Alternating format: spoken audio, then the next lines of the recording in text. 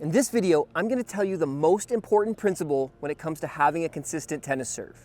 And then I'm going to show you a great drill from our upcoming Simple Serve Solution course that's going to allow you to practice the principle and get more serves in the box. To begin to understand consistency, we want to look at a couple key stats when we look at pro tennis.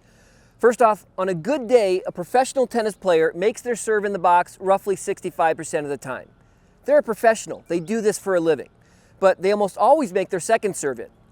Another important thing to note is that when you measure racket head speed, pros swing almost as fast on their second serve as their first serve. So what is it they're doing?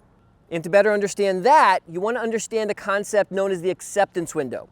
The acceptance window is basically how high over the net can you hit and make the ball still go in the box.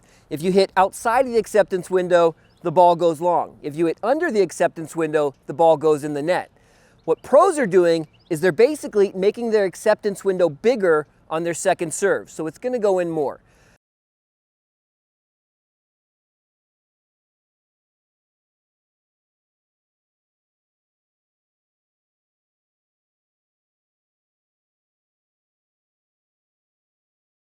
Now, what are ways that you can make your acceptance window bigger? Well, one way is being taller. There's not much we can do about that.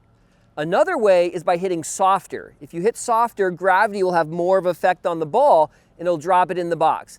But you don't really want to do that because a softer serve is going to get hit back harder. The best way to make your acceptance window bigger is with spin. And what pros do and what you should be doing is generating more spin on your serve for a bigger acceptance window. And it's not just as simple as flat first serve, spin second serve.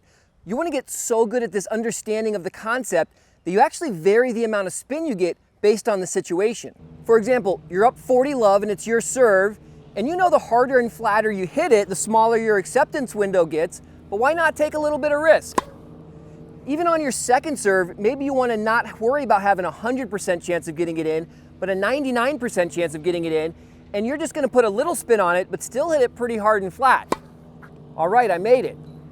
Now, let's say you're down 30-40 on your serve, and it's your first serve, but you really want to make it in, so you're going to add a little bit of spin, even on your first serve. If you miss it, your second serve, you're going to add a lot of spin and really make sure you get that in the box.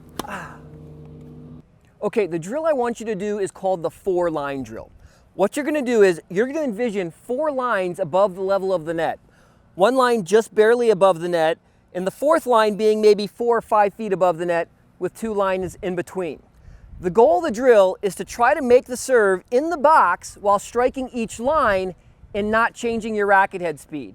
So I'm going to start at the bottom line and work my way up to the 4th line and see if I can swing the same speed on all these serves.